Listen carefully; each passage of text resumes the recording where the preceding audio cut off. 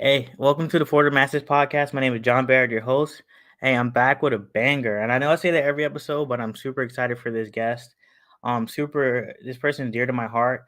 But before we get into who it is and what they do, we got admin tasks we got to take care of because we do what we got to do. All right, so please follow us on Instagram at For the Masters Podcast, on Facebook at For the Masters Podcast.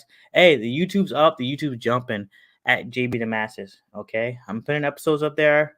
I got thumbnails for everybody, so let's do it, okay? And if you want to support the podcast monetarily, Anchor Supporters is up, okay? Help the podcast grow so we can get some ads going and we can compete, okay? But I'm super grateful for this next guest. He's simultaneously treated me like a son, a brother, and a mentee.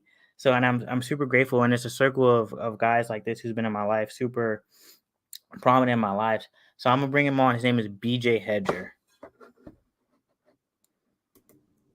Hedge, what's good? What's up? How are you? Thanks for the nice intro.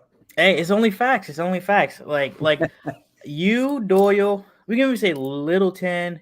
Who else? Like multiple guys that's been in my life that's super prominent. You're my coach, but then you treated me like a son. Like a brother, but a mentee, all at the same time. And I'm super grateful. Well, hey, man, I've told you this before, and your time will come, but you'll realize when you get into these roles, when you take on, a coaching role or some sort of leadership role, that you'll get more out of it as the person that you just mentioned than you will as the person that receives it, right? So you obviously are always complimentary about the things that Doyle and Littleton and me have helped you with, but you probably would never realize the impact that you had on us. There's probably a lot that we'll talk about in this podcast, but just the motivation that you guys gave us to wake up every day in the morning, to be excited to come and be part of your journey. So all the things that you say, man, I could go on and on about the impact that you've had on our lives too. So, but I do appreciate the comments. No, that means the world to me, Coach. And you tell me that, But like I said, it means the world to me, especially coming from my type of background, and not always having those father figures or those people who are just like seeing what like men do. And I'm super grateful. And I can even say the same thing about Coach Ramsey, Sure. Putty, So Yeah. super grateful. Don't want to leave anyone out, whoever listening, right? That's right. But But like so, Coach, like I said, like you got Coach Hedger up here, so like you're a coach. You coached me almost 10 years ago. It's crazy. That's wild. That's crazy. Yeah. That's wild. I feel like I just finished competing not too long ago. Yeah. So let's hear a little bit about you, like where you're from, and your upbringing. Yeah. So I grew up not too far from Jesuit, right? So I was born over in Wheeling, lived there till I was about 10 years old. And then, keep in mind, man, this is pre-cell phones and pre. Okay. Yeah. We moved across the river to Martin's Ferry, which is only about, 7 or 8 minutes away. But lost connection with, pretty much all my friends from Wheeling. Heck, I'd actually met my wife when I was, 5, 6 years old and knew her until I was 10, and then disconnected with her for, 20 years before we reconnected. Her brother and I were childhood best friends growing up, but the world was different, right? Wow. So I went to school at Martin's Ferry High School. So small town. I graduated with 99 kids.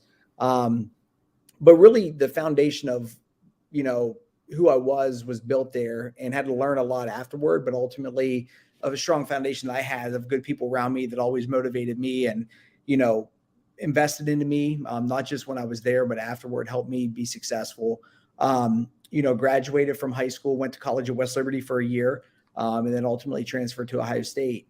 During that time, a lot of adversity, man. When I was a freshman in college or sophomore in college, my house burned down. My college house that I lived in. So that changed my life. That's actually what got me into mixed martial arts, which I'm sure we'll talk about at some point. But yeah, man. So, you kind of go through that stuff, and, it takes you from one place to the other. Got through college and, made my way around, which I'm sure we'll talk more about with mixed martial arts. Kind of took me all over the country, and then ultimately ended up back home, which is where I reconnected with Coach Doyle. He and I actually wrestled together in high school. He was a couple years older than me, and he was a lot better than me. But we wrestled in high school together, and we reconnected, had the opportunity to go join, Jesuit. And I always say, man, that was one of the biggest blessings that I've ever had, was just being part of the program. And then ultimately life took me, different places. Obviously the program went different places, and now a lot of that legacy lives at West Liberty, which is pretty cool to see too. And everyone's kind of doing their own thing, and seeing you guys all, flourish and have great careers and make an impact in your own way. So that's kind of the general overview of where I came from and how I got here. But yeah, a lot of stuff in between there.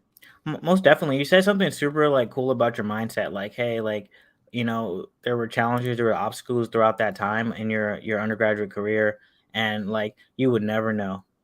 And that's what I learned from you all. Like as like men, it's like, and I just had a podcast with Zeke. He's a gym owner in Wheeling, and we just talked about it. There's like no honor in victimhood. The honor is coming out of it, you know. And I guess what like you all had like regular jobs, families, starting families, all this other stuff, and we would never know. Right. We would never know. So that's cool. That's cool. And that's like says a lot about your mindset. So I'm grateful that I got around be around people like that. And and I remember one time specifically, I want to say it's my sophomore year, so like 2013.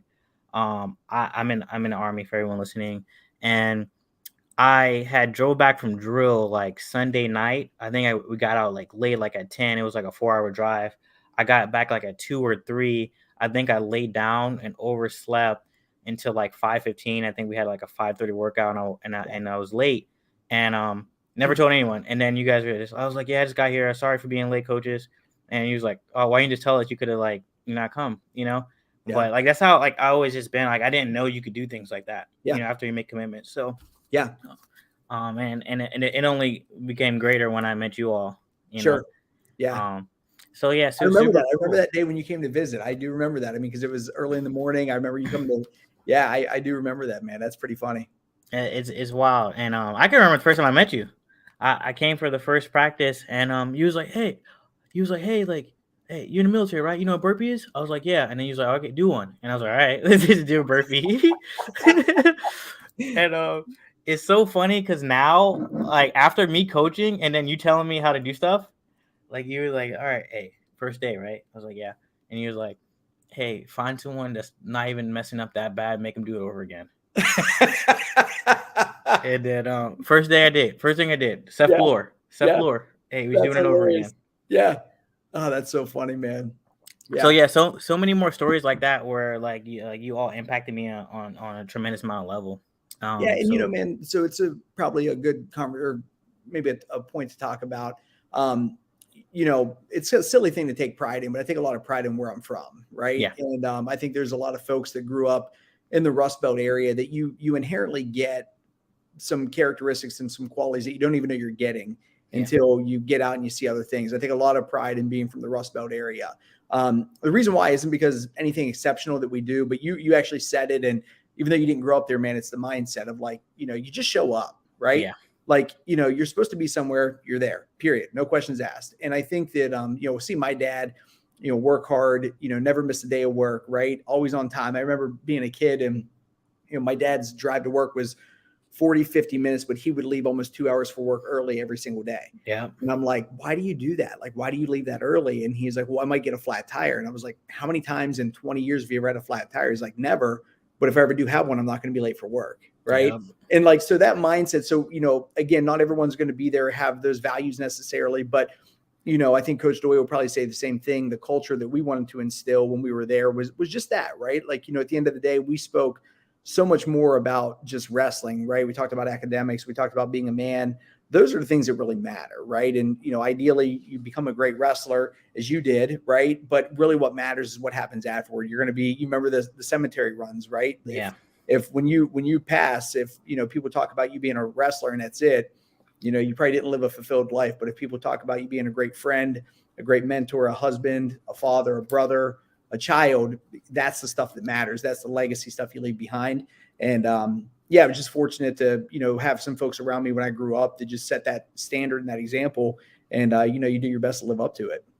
I know. Absolutely. And I know throughout my life, and I didn't recognize it then, that just doing those things, like showing up on time and like just being where you're supposed to be on like regular stuff. Yeah. It like sets you apart. And for me, it's just like crazy. I talked to like Nate Skenesny, Johnny DeJulis. We all talked about this, and we're like, yo, like this stuff is like regular to us, like you don't miss practice. You're like, you always show up. And I know even when I was my time in higher education, like I would just like do what I'm told. And then I would go into places where I was like, all right, well, we had an assignment and no one would do it. And then Yes. it'd just be like, I didn't know it was like a thing, Yeah. So I'm Right. like, oh, man, I didn't, Yeah. so, It's and funny. I say this often, and I say this completely not yeah, fishing or anything, but I'm not that talented of a person. I'm not, yeah, but show up, I put my work and I do my best.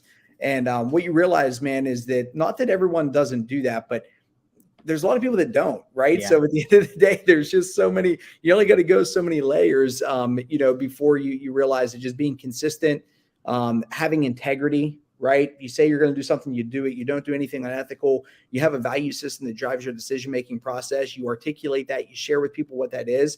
If you do those things, man, things are going to turn out pretty good for you. But really 90% of it just means showing up and doing your work. If you say you're going to do something, you do it. no, absolutely. And I don't know, like, and maybe you can speak to this, coach. Like, what's the driving factor for you? I know for me, and this is super superficial and vain, but like not being a performer, and like just not being like a go-to is just like something that's in me, probably from like childhood trauma or something like that. But Right. like that's in me. But like, what drives you to like want to like perform that way? It's a good question, man. I think it varies on what the task is. It varies on, a lot of things. But at the end of the day, man, again, it's not a good thing, but I have a lot of pride and I take a lot of pride. And if someone asks me to do something or someone expects something of me, that I do it at a high level. And if I can't do it at a high level, I do the best that I can. Yeah, And, it may not be very good, but it's the best that I got. And if I do those things, and you know me, man, I always talk about you control your attitude and you control your effort. If you control those two things all the time, never let someone impact your attitude, especially negatively, never give someone that power, and then never let somebody outwork you. And you can control those two things. And that's just kind of my mindset on how I try to approach anything. If I can do those two things well, and I can live up to what I say, I'm probably going to be okay. And that's really what does it for me, because I think that ultimately, I may never be the person that impacts 1,000 people or 1,000,000 people, but you might be, yeah, right? So if I can impact a couple people and share what I feel like is important for people to know, and that impacts them, and they become the one that impacts 1,000,000 people, man, that's, everybody wins in that scenario. So for me, that's a lot of it is just, setting the example that I want. And now being a father, right? I've got 2 kids and my kids are 4 and 2. I want them to see that. I never really thought about that before. Honestly, man, previously a lot of the stuff was just vain and me wanting to be yeah. good at what I did, right? And make others proud. And those are all great things. But now I want my kids to look at their dad and be proud of their dad. No, most definitely, and that's beautiful, and I think that's a deeper drive, and like I love when I see that, because especially in the Rust Belt, Yeah. like Yeah. someone just going to work like some like blue collar job, and out here everything's white collar, and it's like you just see a different type of like passion and hunger, more people on time, Yes. man, like that's so real, Yeah. you know, man, that's so crazy. And I was telling the Scuzz brothers just too, um for me too, I noticed when I took shortcuts in my life, no matter what it is, I'm not gonna say it always didn't pan out, but it didn't work out like I wanted it to, Yeah. Yeah. And me and Max talk about this all the time, like just doing the hard corrects, Yep. something super Mhm. drastic. I'm ready to Yeah. start 75 hard tomorrow. So Yeah. just like hard corrects, like coach hour, like a coach Yes. hour, like hard correct.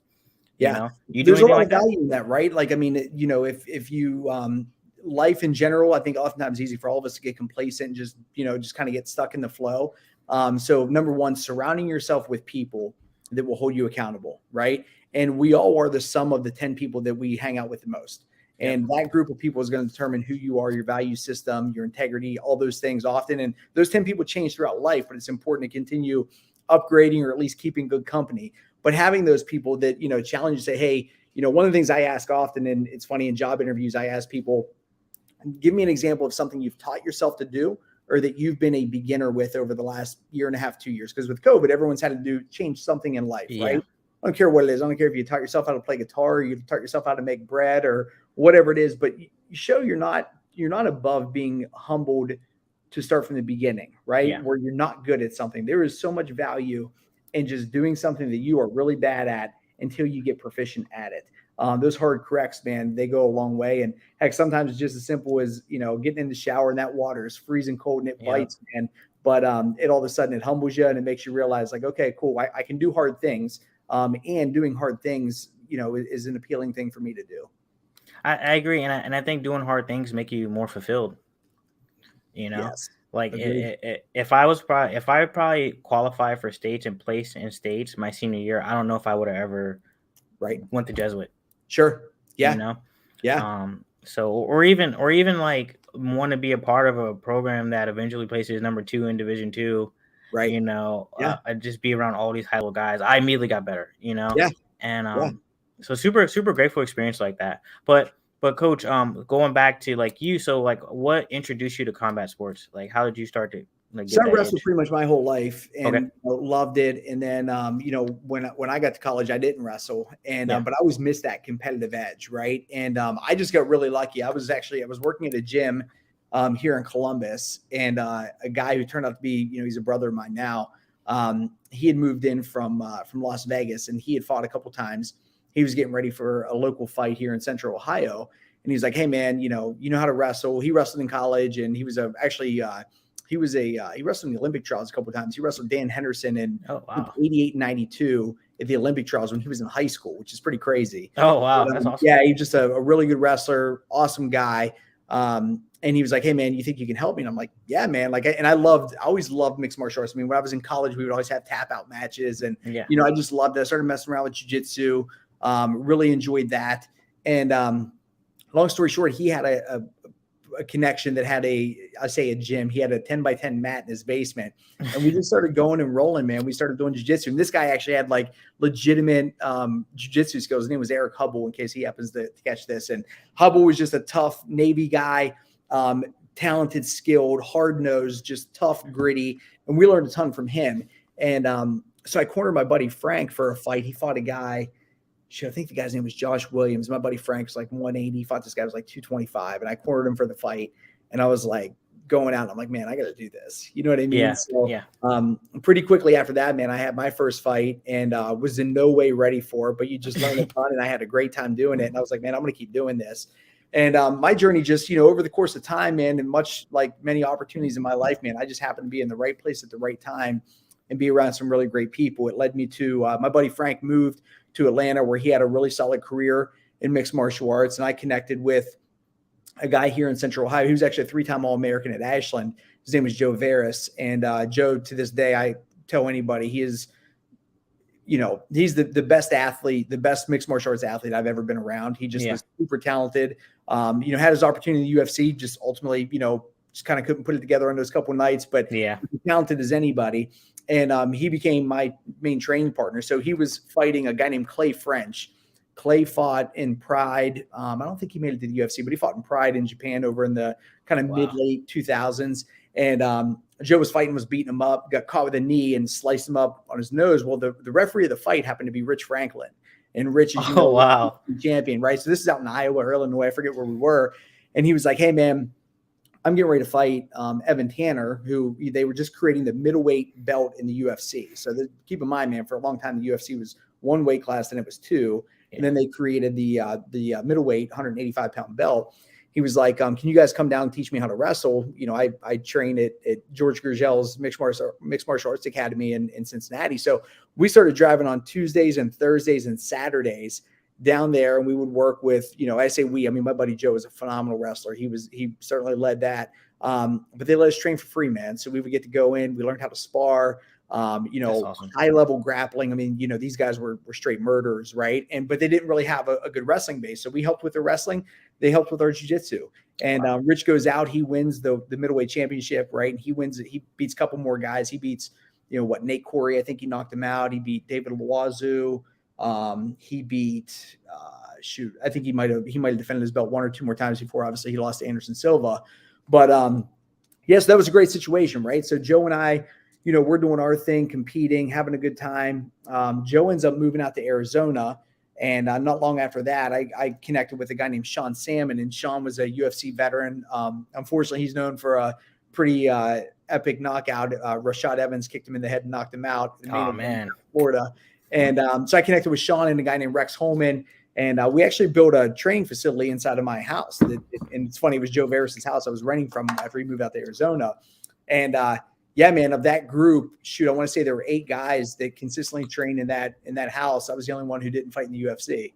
And so I always tell Oh, people wow. that square footage wise, there was never more talent in a 20 by 20 area than in that room between Joe Veras, Rex Holman, Sean Salmon, Dorian Price. Matt Brown came up and would train with Dorian at times. Luke Zachrich. There were just some really talented guys that came up there pretty consistently. And a lot of those guys found a lot of success. So was doing that, and then had the opportunity to move to California, man, keep training, doing my thing. And I did that for a while. And then Joe Veras, in fact, he was a principal at a school. And he said, hey, man, why don't you come out and help me? He just got a UFC contract. He's like, why don't you come out and help me get ready for my UFC fight? Wow. And so long story short, went out, became a teacher. He fought in UFC a couple of times fought against Gray Maynard. And then he fought against a guy named Corey Hill. And so I was a teacher. School district got downsized, unfortunately, due to it was like 08, 09 timeframe, 2010. And so I moved to Atlanta and reconnected with my good friend Frank. And Frank was actually fighting a UFC veteran like 3 days after I got there. And so I cornered him for that fight. And I stayed in Atlanta for about 18 months. And it's actually what got me into my current career in beverage. But Frank and I had a heck of a run. He did a great job. He fought some really good guys, won some big fights. He was pretty far advanced in his career at that point. I mean, heck, Frank was probably 40 when he fought for the last time. But I tell you that time frame, 38, 39, man, he was as good as anybody. Yeah. So so all that happened, and I was living there. Kind of felt like I'd probably be there for a long time. Had really good situation with a guy I always be grateful to, a guy named CJ Wilson, who owns a place called Knuckle Up Fitness. It's pretty prominent, just gym chain in Atlanta. They have 2 locations, but they really built a heck of a mixed martial arts program. And there's some hammers that came out of there. And then unfortunately, my mom got sick, so I moved back to the Valley. And then it was a couple weeks, probably about a year and a half, 2 years after that I connected with Coach Doyle and got into working at Jesuit. It was that close to, like, really? Yeah. Wow, I did not know that, because I thought, it was always like rumors about what Hedger did, like mixed martial art wise. Yeah. Like, hey guys, I don't know, but he was really good. And I think I'm like, I got the full story for the first time. Yeah. Well, so the last time I fought was 2008, I think. Okay. I think 2008, 2009, something like that. Probably, I think 2008. Yeah, man, at that point I was 27, 28. And I'm like, you know what? It didn't happen. I didn't want to be the guy that was hanging on. Right. And again, man, you got to have the awareness about where you are. And I remember seeing a guy named, it's funny because everybody knows him now, a guy named Edson Barboza. Yeah. And he actually fought this weekend. But I remember seeing Edson Barboza fight in person. And we were the same weight class. And me thinking to myself, I don't want to fight that guy. Yeah. And that's when I was like, man, this isn't for me anymore. There's a lot of young hammers out there, man. Guys like you, guys like, that were interested in it, that had just so much more talent and raw skill. And it was like, you know what, I'm going to redirect to this. And was just really fortunate, man, again, just to be around some really awesome guys. I've cornered, heck, man, a ton of UFC fights, a ton of fights in general. And, having people that have confidence in you in those situations means a lot, but it's also really good thing to be part of. Nah, most definitely. So you had you were like in the mix and mixed martial arts wise, and like you knew people, like you were in the mix. Yeah. I mean, I always felt like I had a time probably, I'd say probably 07, 06 to 08. I felt pretty confident about my abilities and felt like I competed at a pretty high level. I was around other guys that were competing at a high level, and I knew how I competed against those guys. Right. And so it is what it is, man. But there was certainly a time, man, when I was very confident in my abilities. That's for sure. No regrets either. It's just like you talk about it like in nostalgia and just happy, no regrets. Well, it's funny because I talked about this recently with a colleague of mine. And I got started late in my career, like in general, right? So like in my professional career, I got started late. I probably really got into a professional job when I was 30, 31. Yeah. And I knew I had to make a lot of moves. And a lot of the reason why I did that, man, is I had about a 5-year stretch when, not that mixed martial arts ran my life, but I went where it took me. Yeah. And I had just a strong belief that something would come of that because I had so much passion, right? Yeah. And because I love being around it. I may never be the best, and that was absolutely okay. I was going to be the best I could be. But most importantly, man, I was going to surround myself with other people who had a passion and drive and determination that I had, and we'll see what happens. And I tell this often too, when I think about, like when I got married, right? I think I had 5 people that I invited out. My wife had roughly 5, and every one of those people that I kind of invited out, all but one, I met through wrestling or mixed martial arts.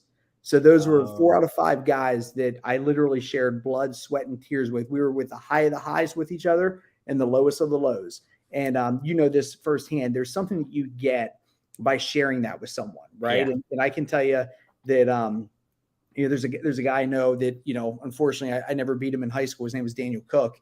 And he and I to this day, man, heck, we talk maybe once a year just in passing. But you know, we had some really good matches in high school. He always won, but he and I were so tight, man, just because like there was a mutual respect of like, Yeah. you know, we were great friends off the mat, but when we wrestled, like we would go to war. We would do everything we could to beat each other. And you know, there's just, again, man, there's just something inherent about the nature of wrestling that allows you to be able to compete with people but still like them. Yeah. But then in addition to that, you know, mixed martial arts just took it to a different level when you truly, especially when you do it for a living, right? And you're making money, whether it's through sponsorships or the actual fights, so much rides on it, right? You're getting $1,000 to show up and $1,000 to win. Yeah. And if you don't get that $1,000, man, that's an emotional low. But then there's just the emotional low of losing, and you got to have people around you that are going to tell you the right things, and they're going to tell you what you need to hear, whether you want to hear it or not. And when you win, they're also the ones that are going to pull you back to earth and say, hey, pump the brakes a little bit, right? You got some work to do. You know, these are some opportunities, you know, there's still a long road to go. So it's just a good balance of a relationship that you have. And then you figure out how to take that. The toughest thing for any competitor, and you know this from wrestling, it's like when you're done with that, how do you replicate that? Because it did so much for you. Yeah. As you grew, how do you replicate that in life? And I struggled with that for a long time. Yeah. No, and most definitely, and like, and that's something like I'm still like figuring out, and also like understanding how not to be too much to people. Yes. Like, because like even me, even like in the military, I noticed that whole like that dynamic where sometimes people may take things personal Yeah. or like may be intimidated Yeah. in some ways, you know, and not because I'm trying to be better than you. I'm trying to be my best self, you know. Yeah. And so I'm trying to like navigate those waters as we speak, you know. Yeah. And Yeah. And that's tough because you know one thing, right? You know one gear and you know how to be successful, right? yeah, And that's the other thing. And, you know, like just that term, like, do you know how to be successful? And that yeah, sounds really silly, but it is a learned experience, right? Some people are successful because they naturally are good, but they really don't know how to handle it, right? But being successful isn't just the outcome. It is the process to get there, to know that you can replicate it, right? yeah, It's having the success, and then it's having the humility and the work ethic when you're done with that to do it again or to try something new, but take the process that you had and replicate it. And that's hard. And that's why a lot of people, they can be successful in one thing, but they can't be successful in another. And I think for athletes, that's a gap. And, you know, you look at colleges, they have these transition programs when college athletes are done competing to get into the real world, right? Or the real world, yep, professional life, because that is a gap. How do you replicate that? You were the best football player. You were the best wrestler. Part of it was that you were really maybe naturally talented, but you worked really hard because you loved it so much. You might not have a job that you love as much as what you loved wrestling, but how can you be successful doing that? How can you learn the skills and the characteristics needed to be successful, whether it's something you absolutely love or not, but you have to be successful to, you know, build your career.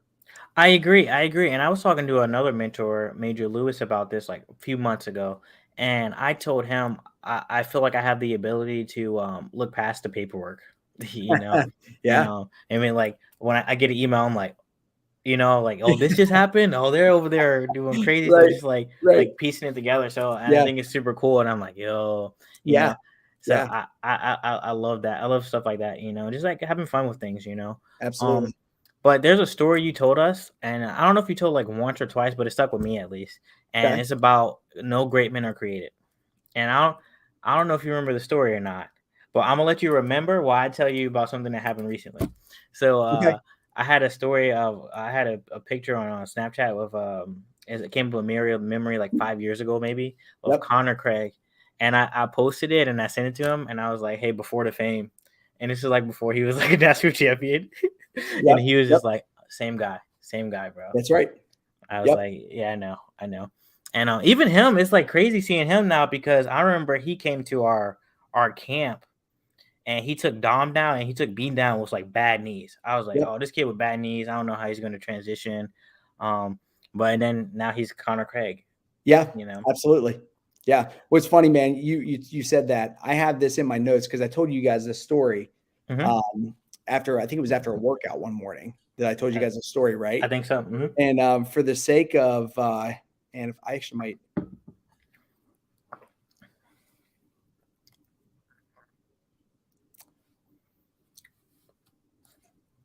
I think I got it. Let me look. Hold on a second. Mm-hmm. You know what? I don't have it, but I do have. It's funny, man. I'm looking back. I'm all the way back to 2016 in my notes. Are you in Evernote? No, I'm in just Apple Notes. But it's funny because I have two things in here. I have our first ever cemetery run, the speech from there, and then I have the story about the Carpenter. Do you remember the story about the Carpenter? No. What's the story about the Carpenter? Yeah, so it's actually funny and maybe pertinent to this. So an early couple was getting ready to retire, and he told his employer and his contractor of his plans to leave the house building business and live a more leisurely life with his wife, enjoying his extended family. He'd miss his paycheck, but he really needed to retire. They could get by. The contractor was really upset to see the worker go and asked if he could build just one more house as a personal favor before he retired. The carpenter said yes, but in time it was easy to see that his heart was not in the work. He resorted to shoddy workmanship and used inferior materials. It was an unfortunate way to end his career.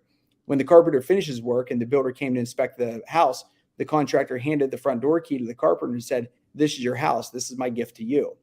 What a shock. What a shame. If only he had known that he was building his own house, he would have done it all so differently. Now he had to live in a home that he had built none too well. So it is with us. We build our lives in a distracted way, reacting rather than acting, willing to put up less than our best. At important points, we do not give the job our best effort. Then, with a shock, we look at the situation we have created and find that we are now living in a house that we have built. If we had realized, we would have done it differently. Think of yourself as the carpenter. Think about the house. Each day you hammer a nail, place a board, or erect a wall. Build it wisely. It is the only life you will ever build. Even if you live it only for one more day, that day deserves to be lived graciously and with dignity. The plaque on the wall says, "Life is a do-it-yourself project." Who could say it more clearly? Your life today is the result of your attitudes and choices in the past. Your life tomorrow will be the result of your attitudes and choices you make today. That's real. I remember that story. Yeah. And Yeah. that's a real story, and like, and I think it's real, and I think it's real. We're literally shaping our lives as we speak. Yeah. Agreed. You know, Coach. Yeah. So, Coach, where did you get this attitude and effort like mindset from? 'Cause I know it's stuck with all of us. We talk about it all the time. Yeah. So, you know what? I think he would probably deny it, but there's a guy, and you probably remember him. He was a camp counselor once. Do you remember Coach Bedard, Jeff Bedard? I do not. So he was, funny enough, I met Jeff when I was in Atlanta in the mixed martial arts scene. And Jeff is, he was, I think he was an alternate in the Olympics in Greco. He was in the world-class athlete program when he was in the Army. Just top-notch guy, top-notch human being, great guy. And I'm pretty sure he's the one that I heard say it, and then it just took to me, man. And like, one of the things I do, and I just kind of do it. I always try to boil things down to like really simplistic terms. It helps me understand, helps me build a path to be successful. And when I heard that, I was like, when you really think about what life is, it does come down to two things. It's your attitude, like how you handle things. And you probably know the Charles Swindoll poem about, no one can impact your attitude. Life's 90% what happens to you, 10% how you react to it. Yeah. And there's a lot of truth to that, right? Or sorry, 10% what happens to you, 90% how you react to it. There's a lot of truth to that. And, when you think about any given day, right? And my wife's sitting right here, so she'll probably laugh about this. But, when you wake up in the morning, you got this piece of paper, right? It's a fresh day, right? But you wake up and you spill your coffee on the counter, and your day kind of starts going off in a bad way, right? Now all of a sudden your kids are screaming when you're dropping them off, right? And now this gosh. And then all of a sudden, you got a speeding ticket on your way to work, and this is it. And then you get to work and somebody didn't show up, something else happened. Over the course of the day, this piece of paper gets torn down because of things you let tear you down, right? At the end of the day, it was just a spilled cup of coffee, right? I can clean it up. At the end of the day, it's just my kids screaming, and kids are going to scream from time to time. I got a speeding ticket. I can't be mad at anybody but myself. I was the one who was going over the speed limit, right? So when you boil those things down, it's like I control how I react to those things. And most importantly, sometimes people don't treat you the way that you would hope that they would treat you. But I'll be danged if I'm going to let somebody who doesn't have my best interest at heart impact my attitude, Yeah. right? I'm not going to give someone that power to do that. Someone wants to empower me and enable me and help me and improve and like push my attitude to get better. Absolutely. But the idea of letting someone control my emotions and how I feel, I'm not going to do that. So that's number one. And then the other part, just boiling it down, is, people talk, well, be aggressive in wrestling or do this or fight hard or get strong. All that's effort, right? Yeah. I mean, you literally control how hard you work. No one else controls that. You control if you push a little bit harder or if you decide to wake up that morning and get in the cold shower versus getting the comfortable shower. Right. If you control those two things, and to me, that was an unlock, man. And it's funny because, it's probably a few times a year, one of you guys will send me a message of that hanging up in a classroom or on their office wall, or Scott Lopez sent it to me from China when he was doing, I think, an internship. Yeah. So I think it resonates because it's really simplistic. And when you think about what life is, it's simply a collection of your ability to be positive through circumstances and your ability to outwork other people around you. And you said it earlier, so much of it is just showing up on time, right? Yeah. Showing up on time, doing the best that you can. If you do that, and more often than not, you have a smile on your face and you're trying to be part of the solution versus part of the problem, life's going to be pretty good to you. And I know that's a really simplistic way, and not everyone has the same opportunities. Not everyone has the same breaks, certainly, that I had. But I like to think that, perhaps controlling my attitude and effort throughout those times opened up some opportunities for me that maybe wouldn't have been there had I had a worse attitude or had I taken a couple of days off when I didn't really want to go to work. Most definitely. Most definitely. So, Coach, how can someone control their attitude? I think it's just, I don't know. It's important to have clarity from distance, right? So something happens to you. It's funny. My current supervisor says this pretty often. I think it's pretty spot on. He says, do you respond or do you react? And I think human nature is to react, right? Somebody did this, I'm going to do that, right? Versus take the action, right? Decompress it, right? Let your emotions get out of the way. And that's hard to do. That's really hard to do. Super hard. But once you do that, you can respond appropriately, right? And while I may not be happy with what happened, I have the opportunity to choose how I react to it. That's my attitude. And that becomes a reflection of who I am. And the more often that I can do that positively, number one, people see how I am and I get less of that from them, right? If someone treats me a poor way, and I continue to treat them with respect and high integrity and all those things, they're going to reciprocate that over the course of time. It didn't happen yesterday, right? Because it's already been done. But next time, right? People, I think, look for, I'm going to do this and I'm going to get this back and it's going to be a fight, right? Yeah. But if you don't give them that, it's like, well, I'm not going to do that. I'm not going to put myself on edge to elevate this. I know how this person is. I'm going to react with that. Or respond with that. So that's how I do, man. And look, I say this, I don't always do a great job controlling my attitude, man. There are times when I struggle with that often, right? And that's just part of being a human being. But, my wife, frankly, she checks me quite a bit. She'll say, hey, you're not controlling your attitude right now, Yeah. And she's right on. And you need people, once again, in your life that hold you accountable and call those things out when you're slipping on things that you tell other people or that you recommend to other people that they do. Most definitely. And how can someone recognize the effort that they're putting in?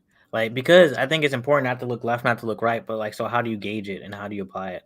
Yeah. And so it's really important to never compare yourself to someone else, right?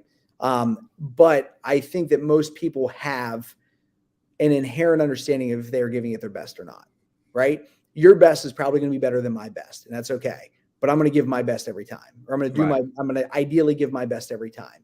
And I think most people know if they're truly doing that or not. And I think the difference becomes, all of us are products of our environment, and the old adage of it takes a village.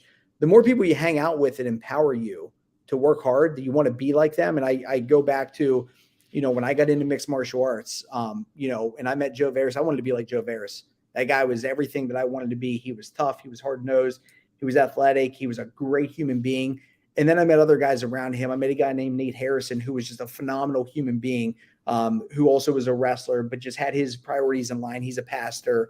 I met these other guys, and I'm like, I want to be like that, right? Yeah. When you elevate and you do that. When I moved back home and was able to reconnect with Coach Doyle, right? And I was around him, and I'm like, man, that guy is so many good things that I want to be. He's a good balance of me, because he and I are a lot different in a lot of ways.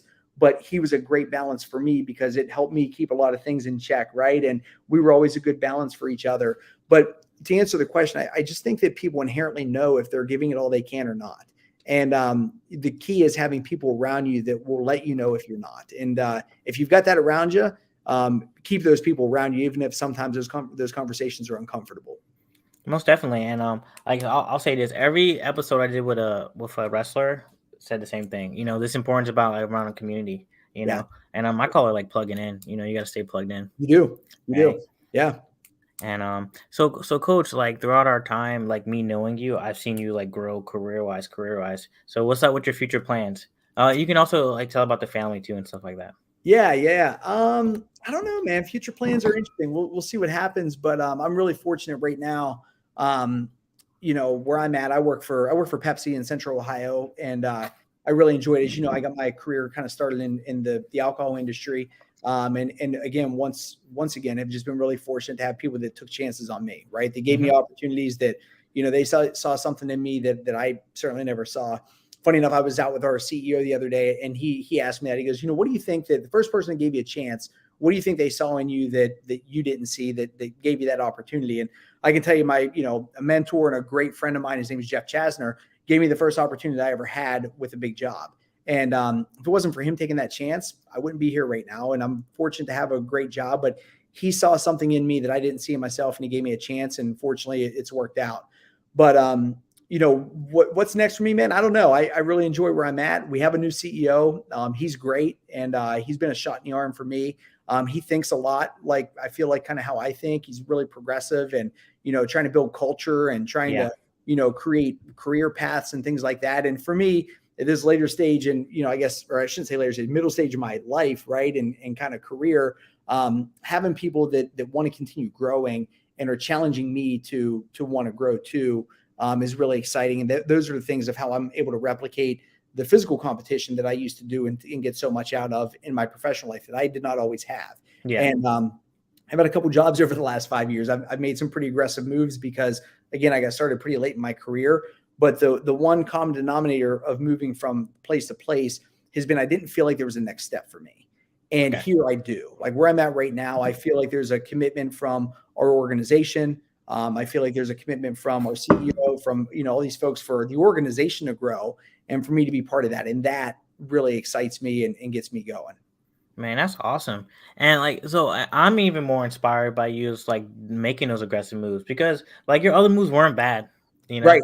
Yeah. they weren't bad situations for anyone. Sure. So like the fact that you're still keeping that progressive mindset is inspiring to me, Yeah. Well, thank you.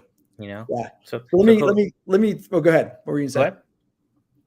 So I heard this the other day, man. And when I heard of it, I thought of you because I just know the kind of guy you are. But do you know who Emmanuel Acho is? I do not. Oh yeah. He's uncomfortable conversations. Yes. Yeah. Yeah. Legit. So, yeah. And he's, man, just what a great, like, he's just a great human being. I don't know Yeah. the guy, but he just seems like a great human being. But I was watching a video of him the other day and, from our time at Jesuit, Coach Doyle put so much of an emphasis on building culture. Yep. And as you grow in your career too, you'll see that, all of our success depends upon our ability to build culture. And so much of it isn't the blocking and tackling of the aspect of the job, but it is the culture of, the person going to work with you every day is going to do everything they can to do their job at a high level, and you can trust them to do it. It's quite literally what the military is built on, right? That the person next to you is going to do their job. There's no compromise in that. Everyone's going to do their job. Yep. So as you get into, and as you talked about a little bit ago with like, looking at emails, like, whoa, that just happened, right? Mm-hmm. You'll find out that in your career outside of outside of the military and what you get, if you get into the private sector, there's so much drama, chaos, right? There's so many people that'll tell you all the things that are wrong with an organization. Oh, he should do this. They should do this. And so I was watching this video of Emmanuel Acho the other night, and I thought it was great, man. And he was giving a speech to a company, and he asked the people, and I'll ask you the same question. Do you know the difference between a thermostat and a thermometer? A thermometer gauges the temperature. A thermostat sets it. That's right. So anybody can read a thermometer and tell you what the temperature is. Anybody can tell you what's wrong, right? Yep. But only certain people can change the temperature. Only certain people can change the culture. And when you think about that, that's such an important lesson in anything that you do. And you never want to be there. It's important to know what the temperature is, right? And it's important for you to be able to read the thermometer to know what the temperature is, but it's more important for you to be able to change the temperature. But you can never change the temperature by yourself. You have to have other people help you do it with you. And that to me is a super empowering note. And hearing him say that meant a lot to me where we are in the company. We're working through some things too. And I've shared that with a few folks on my team. And I think it goes a long way because when you look at it that way, anybody can tell the temperature, but are you going to do the work and are you committed to doing things to change the temperature to make it better for everybody? And those are ultimately the effective leaders are the ones that can do that. And the folks that can are the ones who ultimately don't last. No, I agree, and I think changing the temperature for the positive in a positive way is like super super valuable. Yeah. I think you answered my question. My question was like, hey, what's one thing we can give someone to help them out moving forward? And that actually helps me out for something I'm doing this week that I'll tell you offline. Yeah. But like, I'm super grateful for you jumping on, Coach. Yeah. Hey, we've been talking about this for 6 months, man. So we have. I appreciate you making time, man. I just got to say again, I am so proud of you and so many of the guys. You look on social any given time and you see what people are doing. I saw Tyler Hogue just took a new opportunity, and you see, Skylar Terrell, you see what DJ Warner's doing, and Nolan Whiteley, and just so many guys. Grizz, it's just so great to see, man. And as much as we enjoyed wrestling, and it's funny, we've been here for 45 minutes. We haven't talked about a wrestling match. We haven't talked about a fight. What we talk about are early morning practices, what we learned out of it. And, I think when you're caught up in the moment, right, you guys are thinking, I got to be up at 5:30. Coach Hedger's going to be going crazy if I'm late. We're going to have to run extra 400s. But those are the things that we think about. And those are the things that ultimately, man, you probably didn't realize at the time, probably impact you in some way positively for the rest of your life.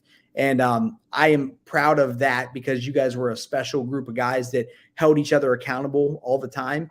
And we had a really good time doing what we did. And it's awesome to see you guys all growing your careers and your lives the way that you are. It's like I told you at the very beginning, you'll never realize what you did for me and for Coach Doyle. But trust me when I tell you, man, you guys fulfilled us more than you ever know.